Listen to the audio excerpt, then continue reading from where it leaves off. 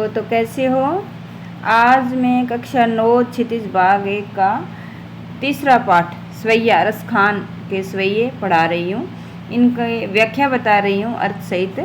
सो देखो कि पहला स्वैया है, मानुष हो तो वही रसखान, बसो मिली गोकुल गाँव के ग्वार।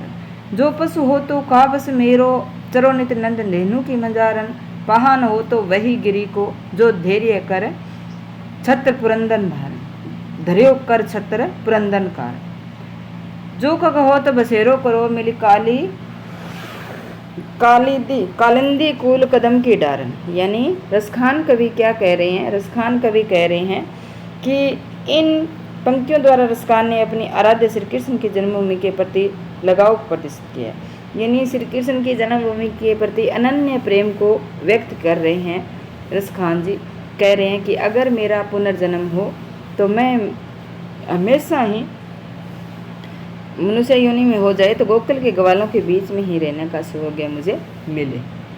गोकुल के ग्वालों के बीच में रहना चाहते हैं कि मानुष हो तो वही रसखान। यानी रसखान ने अपना राधे श्री कृष्ण की जन्मभूमि के प्रति लगाव को प्रदर्शित किया और वे कहते हैं कि अगर अगले जन्म में उन्हें मनुष्य योनि मिले तो गोकुल के ग्वालों के बीच में रहने का सुयोग मिले। जो पशु हो तो का बस मेरो, अगर पशु योनि प्राप्त हो तो इसमें मेरा कोई बस नहीं है। वे ब्रज में ही रहना चाहते हैं ताकि वे नंद की गायों के साथ विचरण कर सके।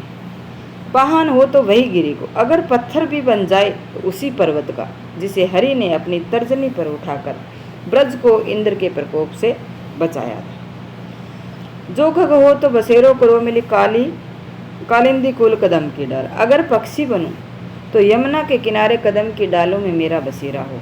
हर हाल में श्री कृष्ण का सानिध्य चाहते हैं और चाहे इसके लिए उन्हें कोई भी परेशानी उठानी पड़े। दूसरा सवैया है कि या लपटी अरु कामरिया पर राज देहूपुर को तजिडारो। आठु सिद्धि नव निधि को सुख, नंद की गाय धेनु चराए विशाल। रसखान कहो इन आंकिन सो ब्रज बाग बन बाग, तड़ाग न्यारो कोटि को है कल दाव, दोत के दाम करील की कुंजन उपरवारो। यानी यहाँ श्री रसखान जी क्या कह रहे हैं कि जब श्री कृष्ण जी गैया चराते थे तो उनके पास एक लकटी और कामरिया होती थी। अगर वो मुझे मिल जाए तो मैं मेरे तीनों लोगों का राज उन पर न्यौछावर करने के लिए तैयार हूँ। आठों सिद्धि नव निधि को सुख को, नंद की गाय चरण। अगर मुझे नंद बाबा की गाय चराने के लिए मिल जाए तो मैं आठों सिद्धि और नव निधियों के राज को भी न्यौछावर करने के लिए, सुख को भी न्यौछावर करने के लिए तैयार हूँ। रसखान का वो इन आँखों से, रसखान कवि कह रहे हैं कि अगर मेरी आँखों से ब्रज भूमि के बाग, वन और तालाब देखने के लिए मिल जाए तो करोड़ों सोने चांदी के महलों को उन करील की कुंजन पर वारने के लिए मैं न्यौछावर करने के लिए तैयार हूँ। यहाँ रसखान कह रहे हैं कि ग्वालों की लाठी और कंबल के लिए अगर उन्हें तीनों लोगों का रास त्यागना पड़े तो वे त्याग देंगे। वे इसके लिए आठों सिद्धियाँ और 9 निधियों का सुख भी छोड़ने के लिए तैयार। वे अपनी आंखों से ब्रज के वन बागों और तालाब के जीवन भर निहारने चाहते हैं और ब्रज की कांटेदार झाड़ियों के लिए भी सोने के 100 महल न्यौछावर करने के लिए तैयार है। तीसरा है कि मोर पंख सिर ऊपर राखे, गुंज की माल गले पहरेंगी। ओढ़ी पीताम्बर ले लपटी, बन गोवर्धन ग्वारिन संग फिरूं।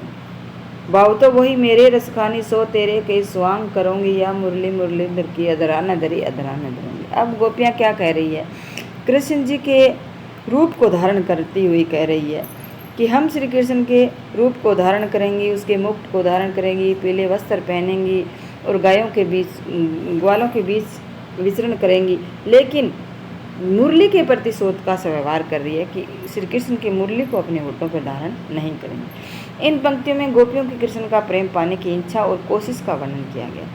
कृष्ण गोपियों को इतने रास आते हैं, इतने मन भाते हैं कि उनके लिए वे सारे स्वांग करने को तैयार है।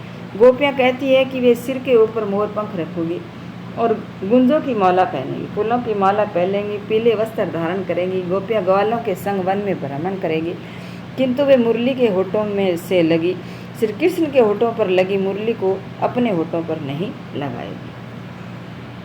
चौथा है कि काननी दे अंगुरी रही वो, जब मुरली धुनी मंद बजइयो। मोहिनी तानन सो अटा चढ़ी, गोदन गई पे गहियो। टेरी कहे सिगरे ब्रजलोगिन, काली के कितनो समझइयो। मायरी वा मुख की मुस्कान समय न जाइए न जाइए न जाइए। यानी इन पंक्तियों में गोपियाँ कृष्ण के रिझाने की कोशिश कर रही है, उस कृष्ण को रिझाने की कोशिश कर रही है।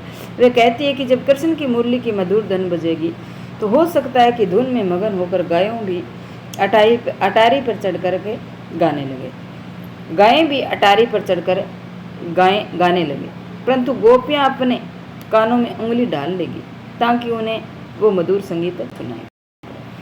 लेकिन गोपियों को यह भी डर है कि जिसे ब्रजवासी कह रहे हैं कि जब कृष्ण की मुरली बजेगी तो उसकी धुन सुनकर गोपियों की मुस्कान संभाले ही नहीं संभलेगी हैं, और उस मुस्कान से पता चल जाएगा कि वे कृष्ण के प्रति कितनी डूबी है। मायरी वाह मुखी मुस्कान संभरी न जाइए, हे मैया, वो श्री कृष्ण की मुखी मुस्कान है, हमसे संभाली नहीं जाएगी।